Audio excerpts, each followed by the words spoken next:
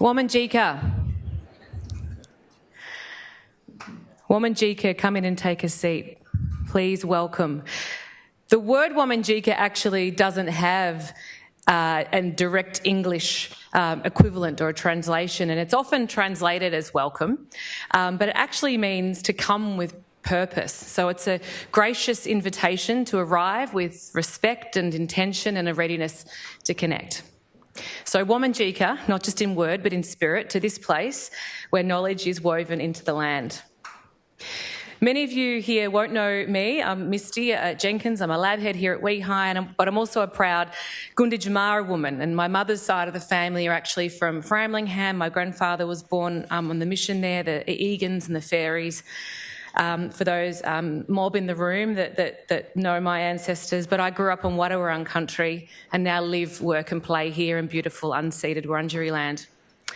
And for those of you in the audience and online that are new to this land, the Kulin Nation is actually made up of 5 distinct Aboriginal nations, each with its own language and customs and country. And Wurundjeri, so where we are, which is the Woiwurrung language, which is based along the Birrarung or the Yarra River. We have the Boonwurrung, the Bunurong language, which covers the sort of coastal areas, south to the Mornington Peninsula and the Western Port Bay.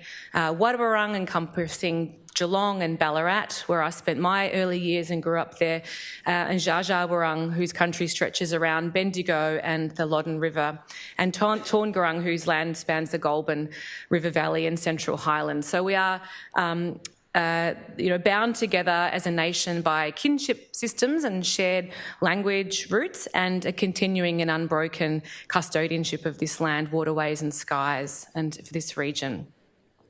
So for more than 60,000 years, Aboriginal and Torres Strait Islander people have been the custodians of profound wisdom.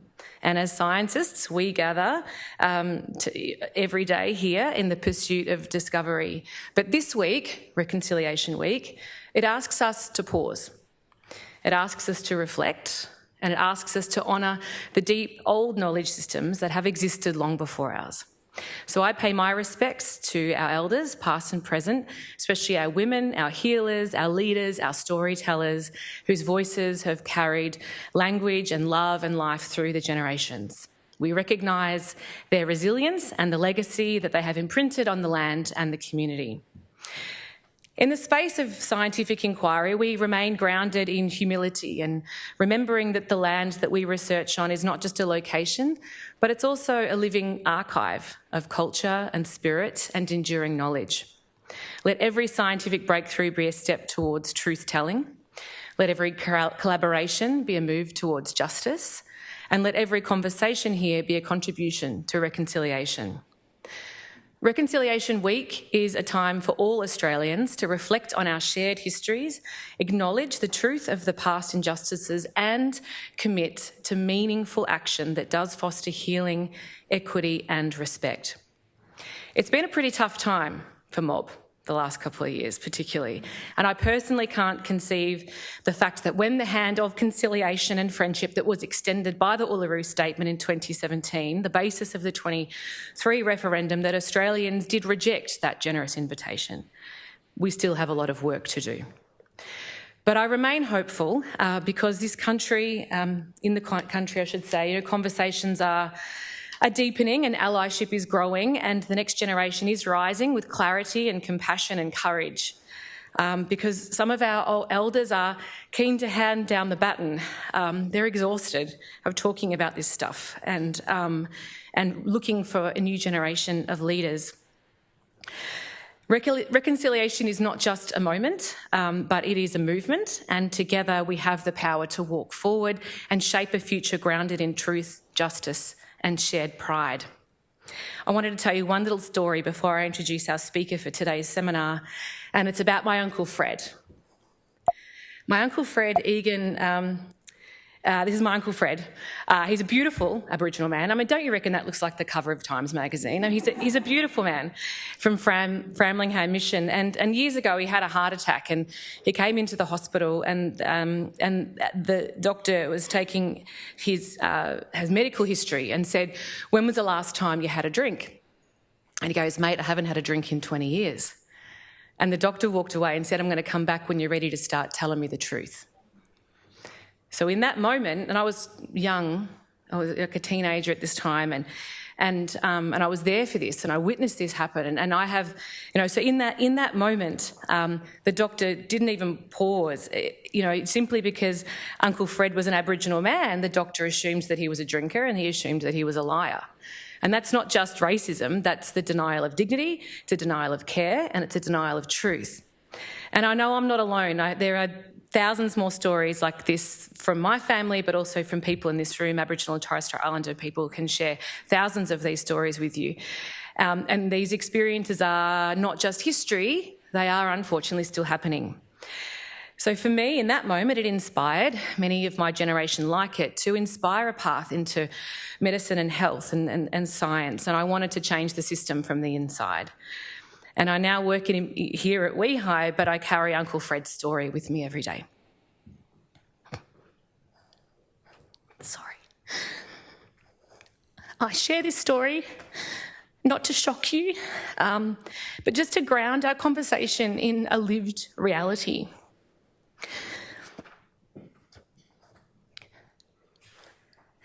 Because reconciliation, it's not just about symbolism, it's not tokenistic. We're not here to wave our flags and have a nice morning tea and bake cupcakes out of this. It's about confronting some really uncomfortable truths and committing to systemic change. And that's what we're all here to talk about today. So thank you for coming. I would like now to introduce someone who really embodies that spirit in action, Belle Hart. Belle is an Aboriginal woman who began her career as a clinical pharmacist, and after completing her honours at the University of South Australia, she moved to Hobart to practice as a hospital pharmacist before pivoting to digital health strategy and implementation. We were so lucky to be able to recruit Belle to WEHI as our Victorian Node manager for ALIGN, which stands for the Australian Alliance for Indigenous Genomics, and you're going to hear a bit about this work today. ALIGN really is a groundbreaking initiative led and for Aboriginal and Torres Strait Islander people, and it really does harness the power of genomic science to improve health equity, protect data sovereignty, and honour Indigenous knowledge systems in precision medicine. And I was privileged to lead some of the work of the initiation of the National Centre for Indigenous Genomics at Canberra at ANU, and I'm sure you'll hear about some of this work as well today. Please join me in welcoming Belle, all-round wonderful human. Sissy girl, over to you.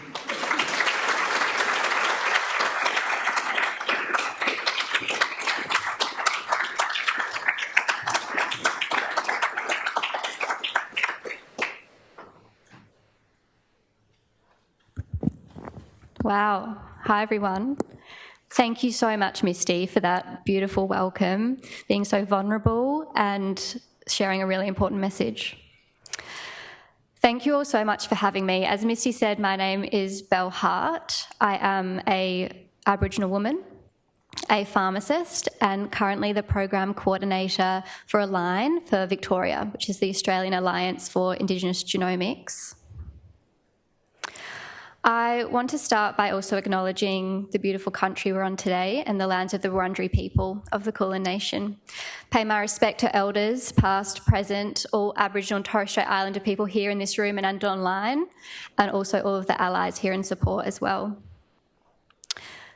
Throughout this presentation, I will respectfully refer to the First Nations people of Australia as Aboriginal and Torres Strait Islander peoples and Indigenous peoples.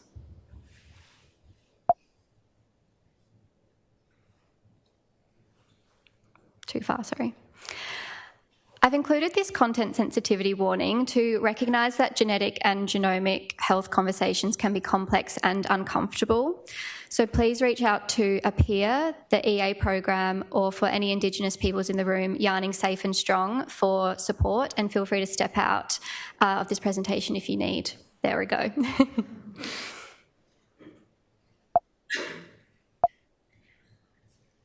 It's not liking my clicking. So I wanted to start this conversation by breaking down the walls to have these conversations about Aboriginal health.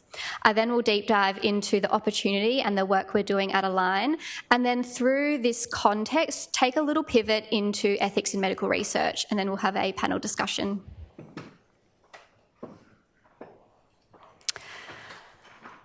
So, the history of science and scientific endeavour in this country is shrouded in some really uncomfortable truths. Science was used as a weapon during colonisation against Indigenous peoples. Science was used to tell us that we're not as human as everybody else. We're some form of subhuman. The notion of how Aboriginal are you has been weaponised and used as a tool of oppression. And this incredible cruelty was happening not that long ago. At just 9 years old, as a young boy, my grandpa was walking home from school. He was intersected by the police. They told him his parents didn't want him anymore and he must jump in the cop van, where he was shipped to Croker Island Mission. On this mission, he learnt to be white. My grandpa, at 9, was stolen from his family, his country, and his culture. This may seem, far-fetched, but it happened not that long ago. And you might have noticed that when I introduced myself, I didn't identify my mob. And that's because I don't really know. My grandpa has found country up north on Jarwin land near Catherine Gorge, but I don't really have strong ties to that place. This might seem insignificant, but not knowing where your ancestors once were, if you have right to feel connected to a place, is really confusing. And this story is not unique. Many people and families of the stolen generation share similar stories. This is one example of how science, used as a weapon during colonisation, is still seen and felt in a different way generations later. So unsurprisingly, when we talk to communities about science and about research, it's met with a lot of scepticism and apprehension. So when we conduct our research, we really need to lead with an understanding of this history and lead with empathy. I wanted to start by touching on cultural competence. I think that there's a great deal of uncertainty and fear around saying or doing the wrong thing in this space, offending people or being part of a tense conversation. And I've experienced these feelings and thoughts even as an Aboriginal woman working in this space. It's really uncomfortable. So to start to break down the walls to the conversation, I'd like to share this 2-minute segment of ABC documentary You Can't Ask That, episode titled Indigenous, which will hopefully play. Aborigine, Aboriginal, Indigenous. What do we call you? Do you ever get bored during Welcome to Country? Why are so many Aboriginal people alcoholics? Do you ever go walkabout? Should we be scared of Aboriginal people? No, we're friendly, look at us. We are.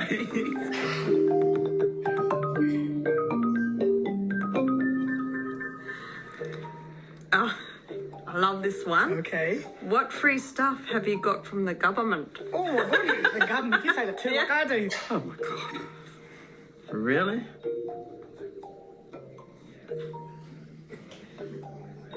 I've never really had any handouts, really. I've gotten everything myself. I'm still waiting for my free house, free car, free everything. I got nothing from them. They got a screwed up mind from them.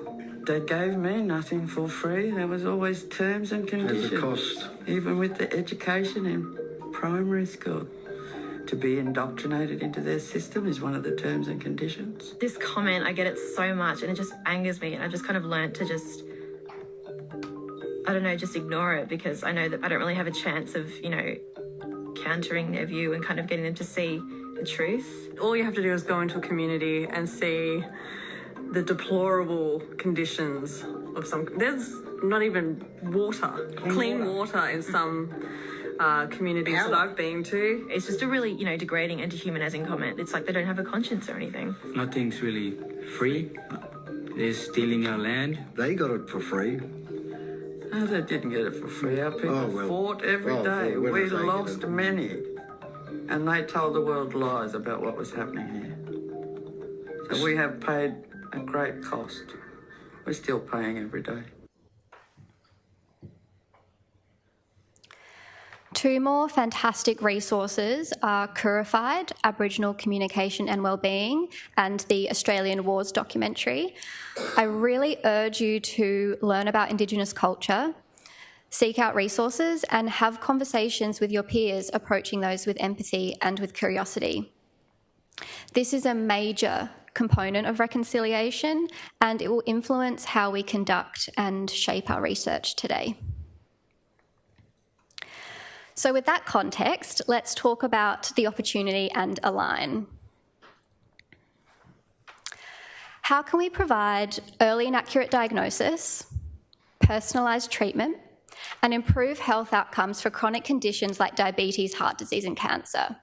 Is there a world where one day we can prevent these conditions? Genomics is one tool that we can use to work towards this future.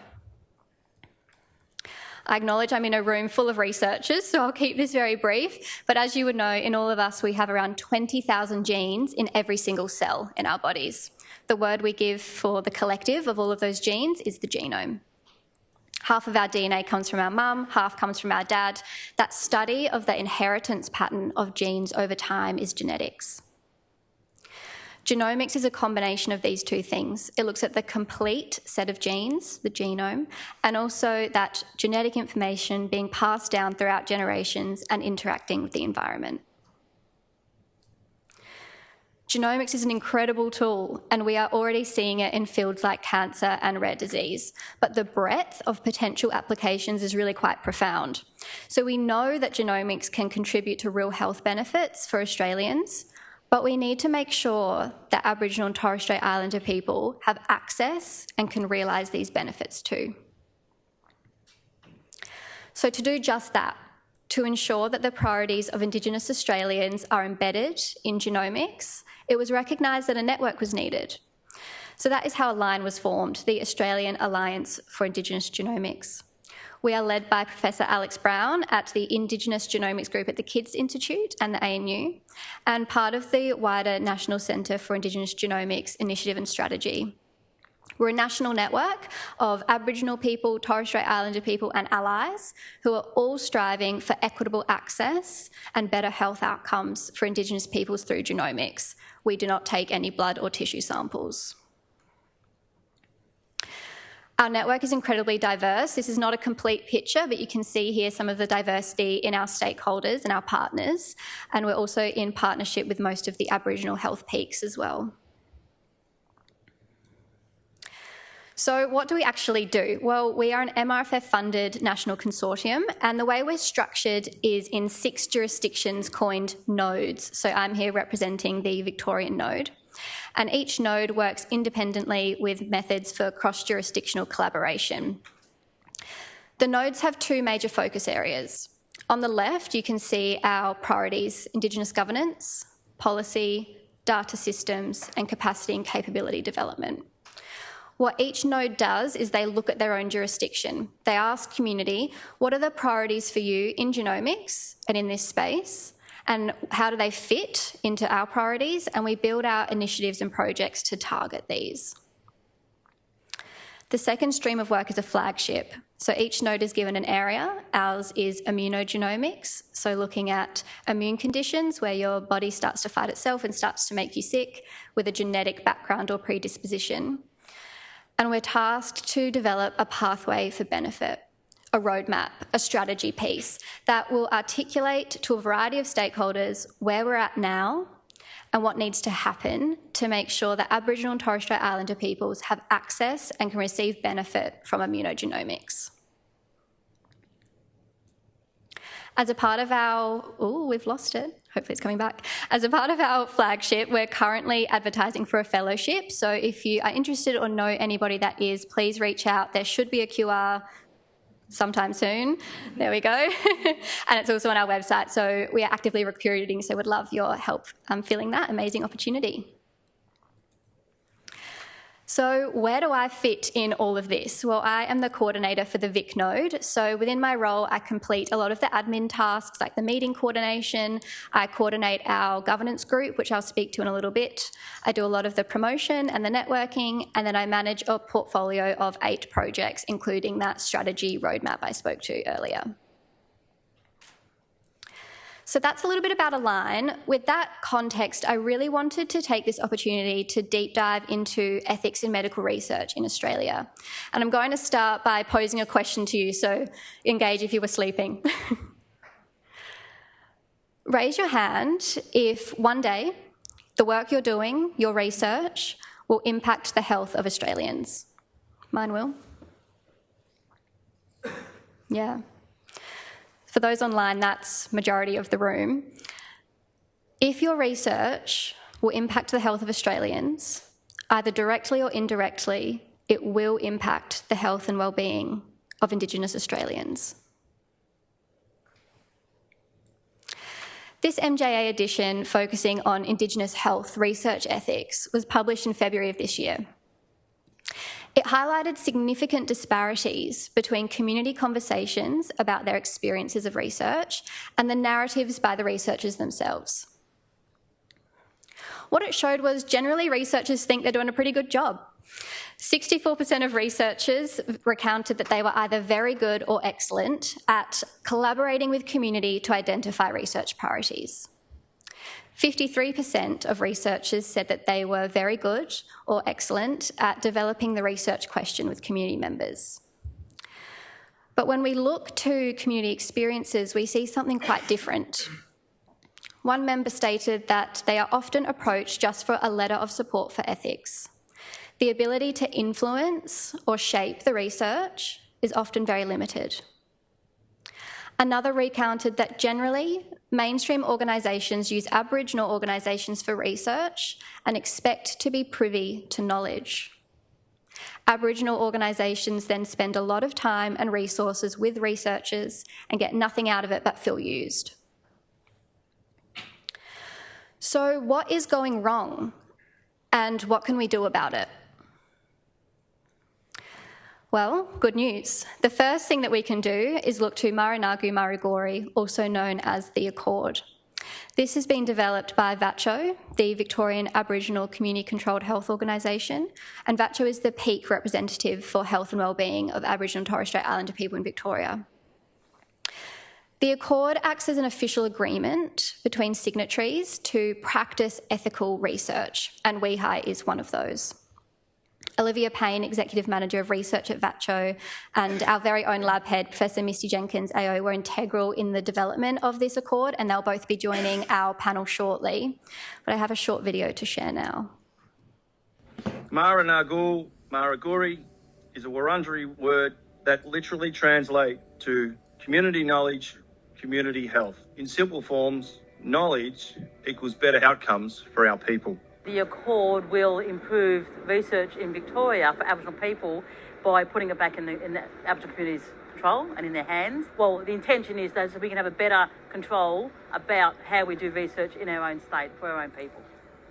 It is intended as an official commitment by research organisations and a demonstrated willingness to embark on a journey of learning and relearning research approaches so that they align with Aboriginal priorities and the ways of knowing, being and doing from our point of view. That should be in modern day medical practice. And the fact that it's taken 30 years to get to this day is quite just have to listen it's an to achievement, but it also highlights a lot of deficiencies in how we go about things. It shouldn't have taken 30 years is the truth. This should have been implemented many years ago. So as a researcher, this accord is really important for learning how to do research properly with communities and for communities to improve health and wellbeing outcomes, which is what we all want. Well, I actually recently submitted an ethics application through our university, and while there are sections there about, Aboriginal and Torres Strait Islander communities in our research, there We personally had to put it on ourselves to make sure that we adhere with the IATSIS guidelines, and so having something specific for Aboriginal and Torres Strait Islanders is going to be absolutely perfect, and it's going to be super important. It will lead to research being done by Aboriginal and Torres Strait Islander peoples, which is really important to ensure that people who have the knowledge and understanding of what's impacting people and their health outcomes are really leading the design of that research and the interpretation of the results that come from that research to have better outcomes, to ensure the outcomes go back into community as well, so that everybody's engaged from the get-go. Nothing about me without me. And it absolutely applies when we think about our Aboriginal Torres Strait Islander community here in Australia. And that's what the Accord does deliver.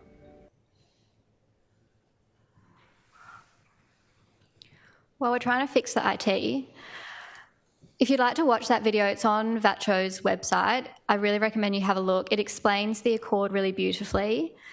And what it really is, it's a set of principles. It's a set of principles that WEHI as a signatory has signed and agreed that we'll follow when we're conducting our research and making sure that we're doing that in an ethical way that brings equity and brings benefit to Aboriginal and Torres Strait Islander people.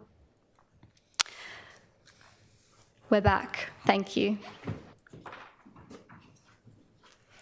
So as I mentioned, the Accord outlines 6 guiding principles. I'd like to highlight these 3 here on the screen. Principle 3, Aboriginal and Torres Strait Islander health priorities. We need to challenge the traditionally paternalistic view of enacting research on communities, as opposed to including them from the start. We need to collaborate with community to understand their health priorities, which might be different to our own, but identify those synergies and work together to inform where the research goes. An example of implementing Principle 3 is the Indigenous Genomics Health Equity Project, led by Sarah Alden from VATCHO. The aim of this project is to identify barriers that Indigenous Australians face when trying to access genetic or genomic healthcare in Victoria. But what I really wanted to highlight was the project phases, which are designed to be flexible according to changing cultural needs. You can see on the diagram that the phases intentionally overlap, which is not traditional consultation or engagement processes. What this ensures, though, is that the research and the researchers continuously loop back in with community. This ongoing engagement empowers community with knowledge, the confidence to ask questions not just of this project, but of the health system. As such, the impact of a project like this, a design like this, extends beyond the aim of identifying barriers to access and into building capacity, the capacity of members and community. Principle 5, knowledge equity and recognition. So even if you work in a lab and the translation of your work is realised over quite a long time frame, it doesn't mean that you shouldn't have a connection or a touch point with the population your research will one day affect. And this extends to all consumers, not just Indigenous Australians. When we do this, there's a need to adopt strength-based approaches. Deficit thinking has been identified as a barrier to improving health outcomes. The Lowitja Institute has a great resource on strength-based approaches, but as an example from this very presentation, framing this statement as an opportunity rather than framing it as a problem.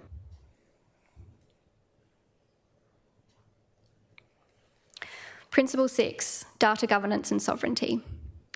Indigenous governance structures can help address the inequity of access to health services and research by preferencing Aboriginal ways of knowing, being and doing, but importantly, it can bring together Aboriginal and Torres Strait Islander people with the collective, rather than relying on one person on a committee or within an organisation to bear all of that cultural load. An example of a governance structure, and one we're very proud to have established at Align, is shown here. So we have jurisdictional Indigenous governance committees, and then we've got a National Indigenous Governance Council, and that council has 4 standing independent members, and then it has delegates from each of the jurisdictional IGCs. Now, we take all of our projects at the moment of inception to these groups, throughout the project life, and at the moment of translation implementation, and we're constantly asking, is this still hitting community priorities? Is this going to deliver benefit to community? And if not, how do we pivot? What do we do next? Now, setting up something like this for an individual researcher or an individual project, I acknowledge, is not that realistic, but it needs to be considered. So at the individual level, consider if your research will impact community. Seek out professional networks or groups that might be able to help you develop the appropriate governance. At the organisational level, we need to establish processes or community advisory groups to allow individual researchers to seek and obtain that governance support. And the people in these groups don't need to be Indigenous. They can be experienced researchers who have spent much of their career working in this space. So some key messages: reframe your target population. Understand that if your research affects Australians, it will affect Aboriginal and Torres Strait Islander peoples. So that accord that I shared, that's relevant to you. Therefore, we really need to consider the need for co-design and knowledge translation from the outset. Inclusion alone does not equal equity. Some tangible steps from the Accord. First one is upskill on Australia's history and Indigenous culture. This will enable meaningful and informed connections. Broaden your awareness of the research happening across the Institute. There might be some untapped collaborations. Broaden your network, both within WEHI and beyond into the Parkville precinct. Reflect on the Accord and how your current research practices fit within this. And consider the governance. I won't deep dive into our wrap, but I just wanted to point out that there are many synergies between the VATCHO Research Accord and our wrap at WEHI. They're outlined here. So not only is WEHI signatory on the Accord, but we have made our own commitments to reconciliation, to better our research practices, and to make meaningful impact, which delivers real benefit to Aboriginal and Torres Strait Islander peoples. I've compiled some resources which I'm happy to share with you all. One to point out is that Align has recently released a free online module titled Genomics Our Way, an introduction to genomics research with Indigenous Australians. And the National Centre for Indigenous Genomics has recently released some genomic resources tailored to Indigenous peoples through appropriate culture and imagery and language. Thank you all so much for your attention. I'd like to acknowledge everyone who has been a part of making Align possible and contributed their time, knowledge and expertise to this fantastic and growing body of work. In no particular order, I'd like to acknowledge my incredible Align team here in Victoria, much of who are in the room: Dr. Vanessa Bryant, Professor Misty Jenkins AO, Louise Lyons, Professor Clara Gaff and Dr. Charlotte Slade. I'd also like to thank Katrina and the WEHI Reconciliation Committee for giving me the honour and privilege of presenting today. So now we'll transition into our panel. So I will welcome each panellist one by one to the stage. Please first welcome Professor Misty Jenkins, AO. Misty.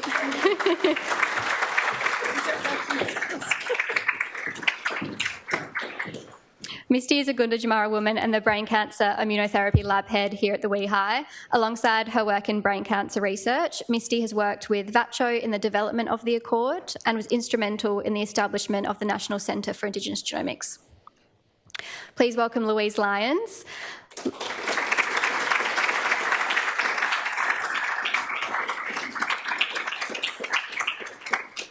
Louise is a proud Jadwal woman and traditional owner from Western Victoria and the head of strategy and policy, Indigenous Genomics, at the Kids Research Institute and Align. Louise has held senior research, strategic, general, project and business management roles within the community, public and private health and research sectors. Please welcome Olivia Payne.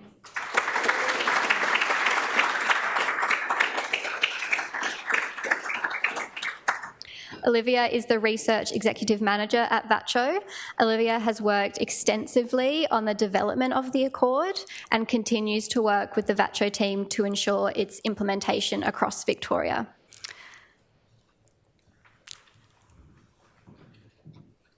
So we'll start our panel with some guided discussion, and then I'll open the floor to questions, so please start thinking.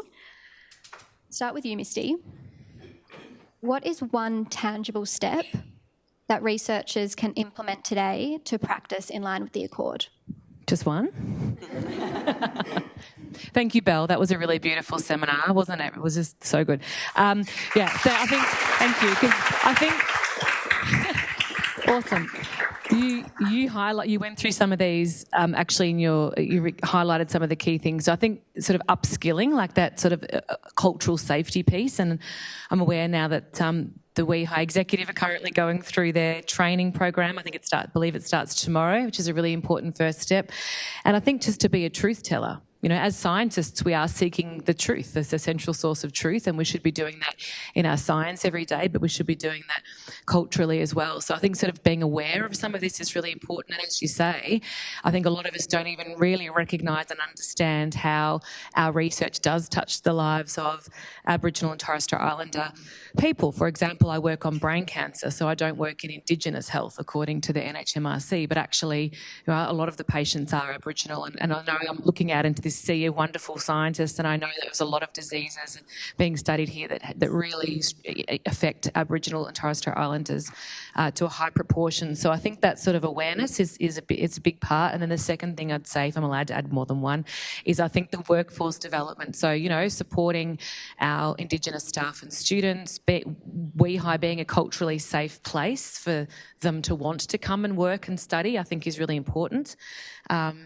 And then data sovereignty. So, when we are, thinking about our research and our blood samples and our tissue samples we're collecting or whatever, I remember having a chat with Ed Hawkins, actually, when he was he's done some amazing work on lupus, and he said, I'd love to include an Indigenous cohort because lupus is so, sixfold higher in Indigenous patients, but I don't know where to start.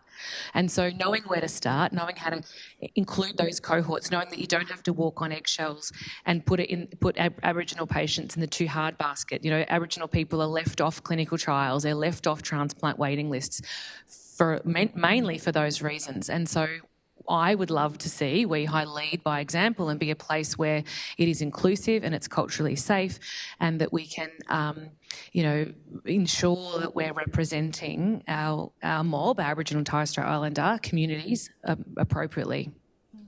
Thanks, Misty. Olivia, Louise, do you have anything to add? Misty is a great speaker. I actually will add. I think, going on from what you were saying, that cultural safety and awareness piece, something that's happened to me, not necessarily a negative experience, but an experience. I was approached to join a piece of research as a AI, and I didn't know them at all. And it felt as though they wanted me because I'm Aboriginal. That may or may not have been the case. I don't know. But it's that piece, if I had known them before, if they had connected earlier, then there would be that rapport, that trust, and maybe that outcome would have been different. So it's really important to connect early. You might not have a piece of research in mind yet, but connect and be kind. We have a thriving consumer program here at WEHI, which is actually really fantastic. And, we don't necessarily go out and find and include Aboriginal participants in that program with, by design, intentionally, and I think that's something that we can do better as well. Louise, I've got a question for you. Are you able to provide an example of one step you followed that contributed to conducting culturally safe and ethical research? Thanks, Belle.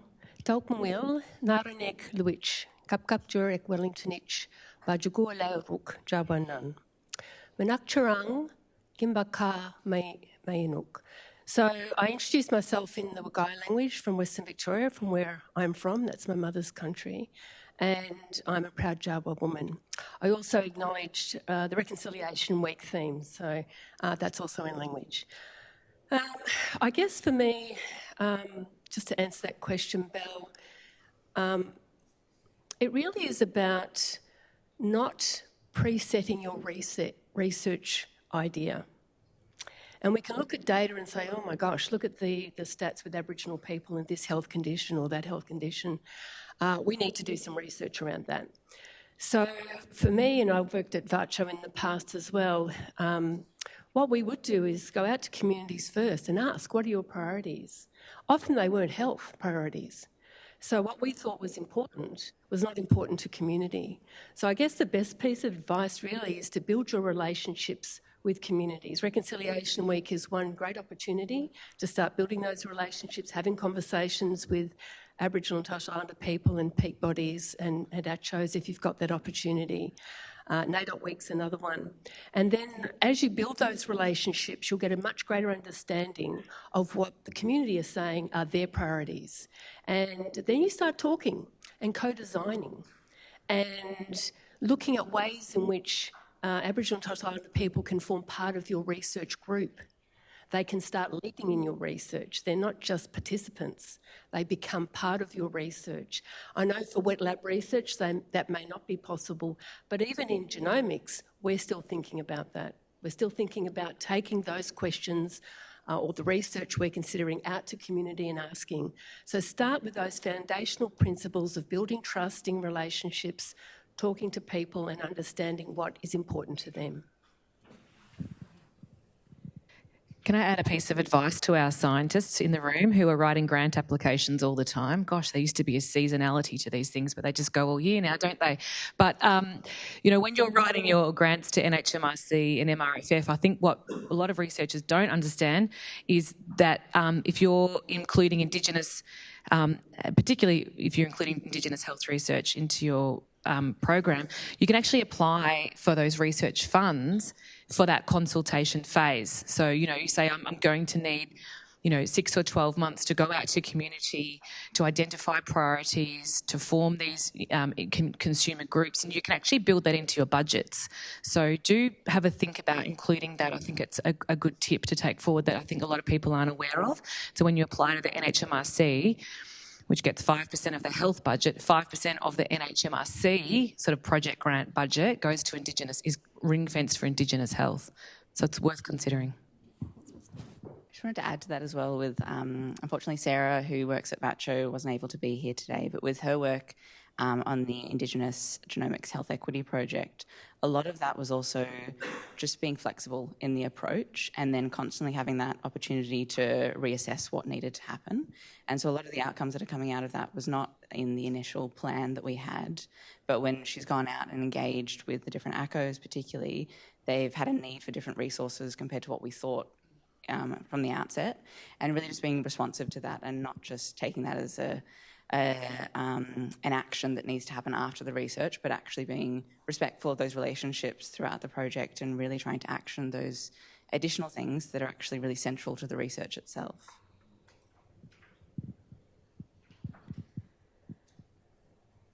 What do organisations like WEHI need to do to support individual researchers to practice in line with the Accord? Liv, I might start with you.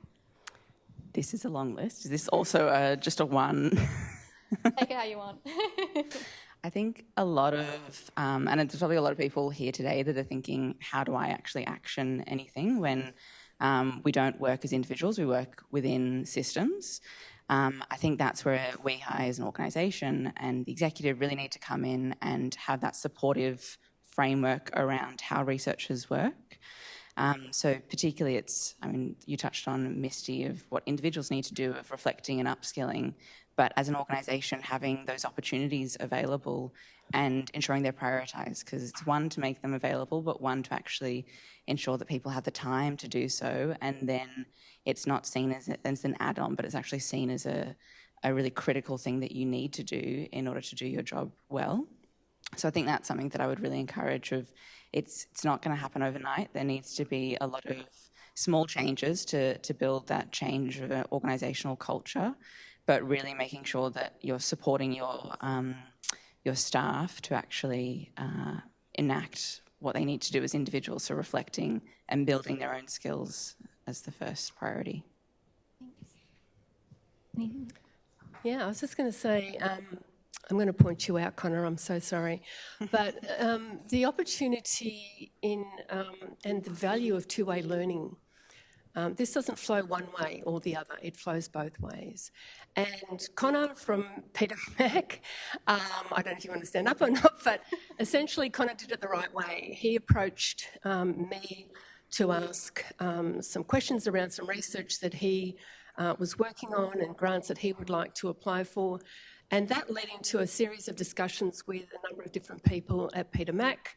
I listened to what he wanted, he listened to what I was saying needed to be done, and things changed dramatically and stuff didn't happen and then other stuff did happen. And through that, we now have an ongoing relationship where Connor can reach out to me and say, hey, what do you think about this? Is it culturally appropriate? Is this the way we should go? And I can say yay or nay, and then we just go from there. So that is a great relationship, and I encourage you all, and I hope WEHI allows you to form those relationships. Take time from your bench or your research to get out there and talk to people and find out how that can enrich your research and the work that you're doing. Thanks, Connor. Anything to add?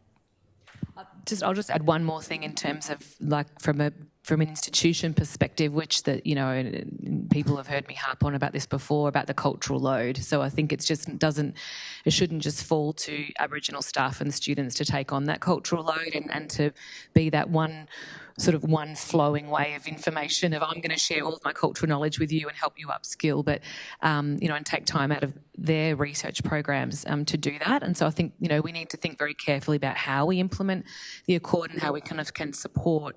And I'm looking at our executive here, like how do we support our Indigenous staff and students to make sure they're not bearing that cultural burden, because it's really important. Yeah. Thanks, Misty. That's a great segue to my final question before we throw it to the audience. And this is for you, Liv. What are VATCHO's next steps in terms of supporting places like WEHI to implement the Accord? A lot of next steps. So do cut me off if I start going into too much detail here. But the very first thing we're doing is launching a reflective process. And the intention behind that is it's going to be a precursor to an accreditation scheme that we're developing at the moment. So the accreditation scheme is really looking at how organisations, how we're shifting institutional processes rather than just focusing on individuals. And so that reflective process is an invitation to all organisations, particularly those that have already endorsed the Accord, to take that first step and looking at your own systems and figuring out what you're currently doing well and what you need to really improve on. So it's not intended at all as a process of trying to highlight what are those errors, but it's a supportive and collaborative process of what do you need to embed. And I think even as you very generously shared this morning, Misty, that story about your uncle, I think a lot of people in the audience, you'd probably think I would never be the person perpetrating that and saying those things to someone, but really by doing research that doesn't have the best interest of community at heart, it's leading in and enabling a lot of those gross generalisations that then lead up in the racism that we see within the healthcare system. And so it's really important that we do make sure that all research has that focus so that when it does get into the healthcare system, we're not seeing those incidences and those beliefs that are unfounded being perpetrated by clinicians. So I think that's really the first step. I've gone a little bit too much on the reflective process, but the other one as well is we're establishing an ethics committee, so an Aboriginal and Torres Strait Islander ethics committee. If you're not aware, Victoria is one of the only states that doesn't have an Aboriginal-led ethics committee, whereas a lot of other states do. And if you just think about the sheer amount of research that happens within Victoria, it's a real shame that we're not leading the way in that regard. And other ethics committees have been established for decades now. So we're making sure that is established, but also making sure that other ethics committees are upskilled and they're able to review research, because one ethics committee is not going to solve all of the problems by any means, but it's going to go towards supporting that and then making sure that other ethics committees still have the skills that they need to review research that impacts community. It's just a highlight. Amazing. It's very busy at VATCHO. We'll throw over to questions to the audience. We'll start in the room. I think we've got a roving mic, and then we'll touch base online.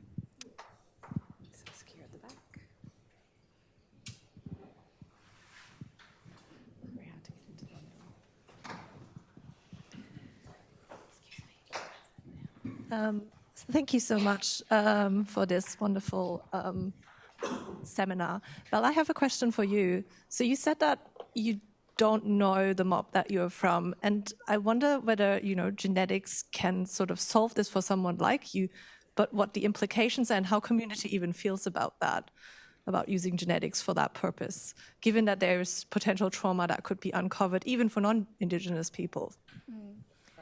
Yeah, it's a really complex answer and a complex question, and it's different for every single individual and family, which is important to note. There won't be a unanimous answer.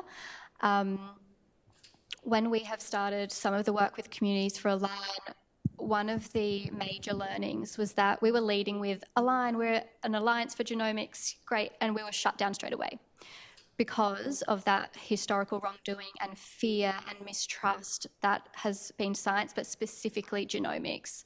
So we really had to pivot and lead with something that was relevant to community. And this actually came out of our governance group. Louise was there. They sort of suggested that we frame it in the context of diabetes, heart disease and cancer, these chronic conditions that are really affecting communities, and focus on that and then bring the genetics conversation in. In terms of stolen generation, there are those familial DNA tests. I personally haven't used one, but Misty? Yeah, I can add to this. All around Australia, it's a really great question. Thank you for the question. DNA has been used, obviously, for ancestry reasons and connecting stolen family. And so a lot of stolen generation members have benefited from using those commercial platforms. So whilst there have been some fantastic outcomes of that, there are also some dangers, and the other way it's being used is all around this country there are mass graves of Aboriginal people that are and remains not just in this country that are being exhumed and then oh my god, the words just gone out of my head when you find that, when you match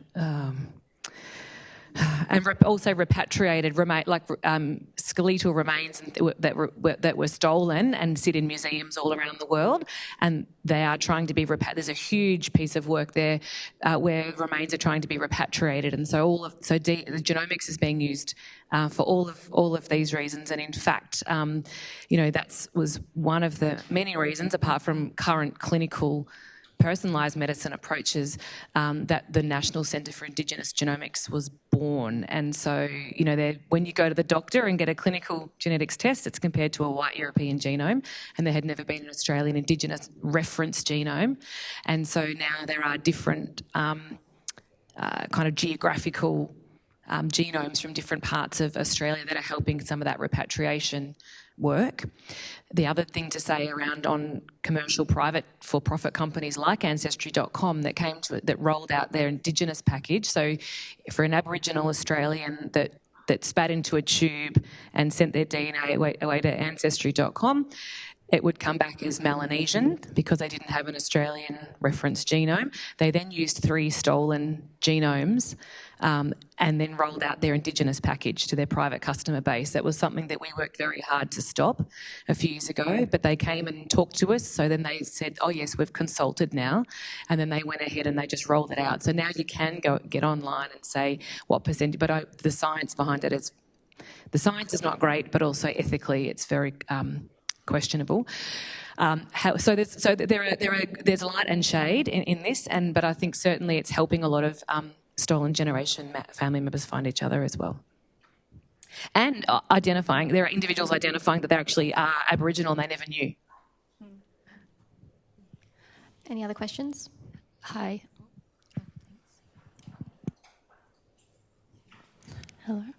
Hi, kia ora. I come here from New Zealand, and there's a lot of discussion back home about the distinct lack of Indigenous representation among genomic databases, and Misty kind of started to talk about this. And especially back home, there's discussion about setting up Indigenous databases because of the impacts that it has on our ability to make inferences about the pathogenicity of variants, like Misty said, that we're referring to a white European database. And I was just wondering if you could speak from Align's perspective. Misty, again, kind of started to touch on it, on what efforts are being made and also what the Indigenous community's perspective is on such a database being created, because back home our word is whakapapa, and that is not just the fact that your genome is genealogy and it is data, but it is also your connection to your ancestors and everyone who has come before you. And I don't know what the equivalent is here, but if you could speak on that, that would be really great. Absolutely. Thank you for a great question. Louise, I might start with you since we've had our data workshop recently, if you're comfortable. I actually thought it was probably a Misty answer to begin with, and I can jump in. Yeah.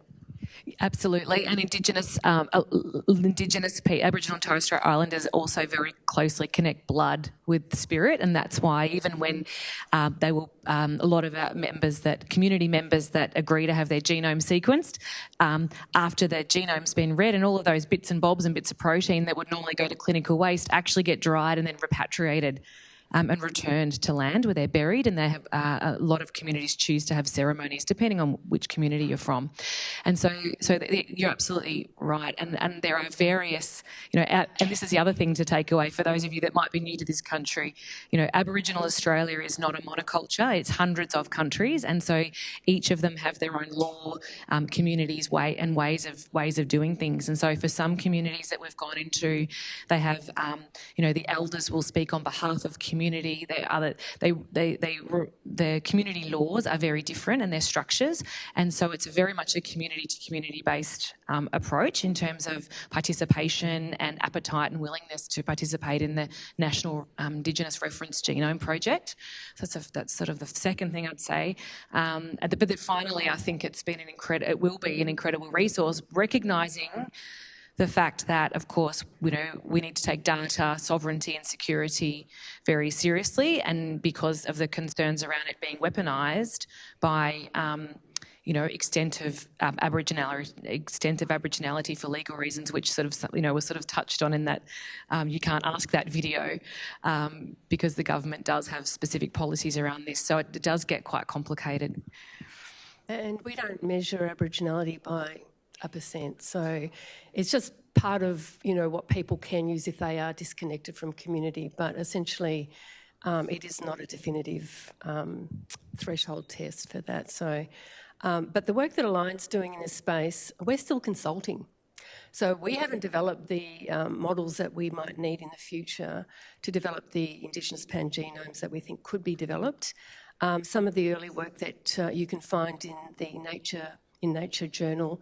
There were 2 papers published in December 2023 that looked at both similarities and differences from historical samples from 4 communities in the north of Australia, and looked at, and what they found was, apart from there being significant variation, genetic variation from European Australians or the European genome, I think it was something like 25%. There was also significant variation between the communities. And this is what Misty was saying, there's such great diversity in Aboriginal and Torres Strait Islander communities that it will be quite a task to really develop what could be a series of Indigenous pangenomes in the future. But we're starting with the questions to community about what they want to see happen. So we're not starting developing the genomes, we're asking questions around issues of, as we've talked about, security of data, governance and sovereignty of data and biospecimens as they go through the systems, housing information, housing biospecimens, repatriation, and so on. So I think that job's continuing. We've been doing it for a number of years, and we'll continue to do it for quite a number of years to come. It'll probably be ongoing. And just finally, there have been specific examples now where Genomics has uncovered families that have been completely and misdiagnosed because, in fact, there's a famous family with an mTOR mutation, an Aboriginal family in Western Australia that then was able to actually have a simple drug, after years and years of undiagnosis because their mutation wasn't uncovered because of the European genome comparison. So there's a lot of hope. We're at time, so we do need to wrap up. There is some catering outside, so if you'd like to continue having a yarn or asking questions, please feel free. Thank you to the panel. Please give them another round of applause. They were amazing.